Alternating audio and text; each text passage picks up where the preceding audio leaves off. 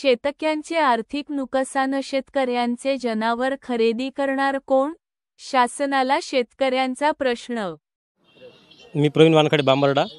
माझी समस्या अशीच आहे की मी आता बाजारातनी बैल आणले, मागच्या हप्ती आणले, या हप्ती आणले, बैल घ्यायला कोणी तयार नाही आणि मला पैशाची समस्या आहे। मला पैसा अर्जंट आहे, पैसे पाहिजे मला शेतीसाठी। आज माझ्या मुलाची फी भरायला लागते, पण कोणी घ्यायला तयार नाही। व्यापाऱ्याला घ्यायला म्हणलं तर व्यापारी घ्यायला तयार नाही, कारण व्यापाऱ्याला तपलीक आहे, व्यापाऱ्याचे बैल पकडून राहिले बजरंग दलवाले। तर ते कशामुळे घेतील? त्याचे बैल घेऊन ते पैसे घेऊन चोरस आहेत का नाही अकरे?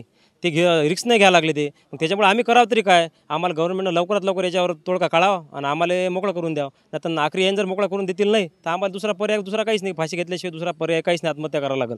हे लवकरात लवकर यांना आमच्यावर तात्काळ निर्णय घेऊन आम्हाला मोकळं करावं। मी विपुल घनगावकर धनजवरून बोलत आहो। बजरंग दलवाले जे आहे हे बैल पकडतात, ते यांना पकडायला नाही पाहिजे। जे मेलेले आहे, गळ्यातले आहे, हे पहिले बी बजरंग हे गौरक्षण होतं, पहिले बी डंगरे होते त्याच्यापाशी, त्यावेळेस दिसत जाय, आता तर दिसतच नाही।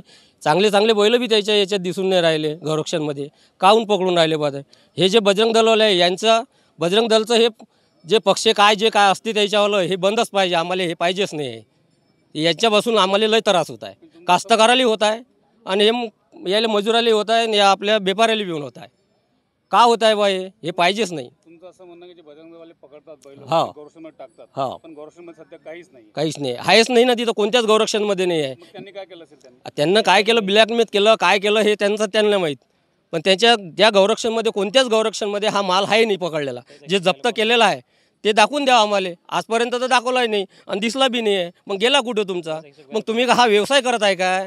हा माल व्यापाऱ्याचा पकडून, कास्तकाराचा पकडून तू बाहेर विकत आहे, हा का तुम्ही व्यवसाय करत आहे का? मग याच्यासाठी तुम्ही स्थापना केली का तुम्ही बजरंग दलाची?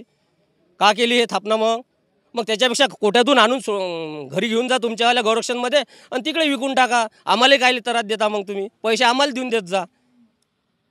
त्यांच्या जनावरांना खरेदीदार मिळत नाहीत। व्यापारी आणि शेतकऱ्यांनी बजरंग दलाला जबाबदार धरले। शेतकऱ्यांनी सांगितले की पालकांची काळजी घेणे कठीण आहे, मग ते जनावरे कशी वाढवतील? जर जनावरे विकली गेली नाहीत तर त्यांना आर्थिक संकटामुळे आत्महत्या करावी लागेल।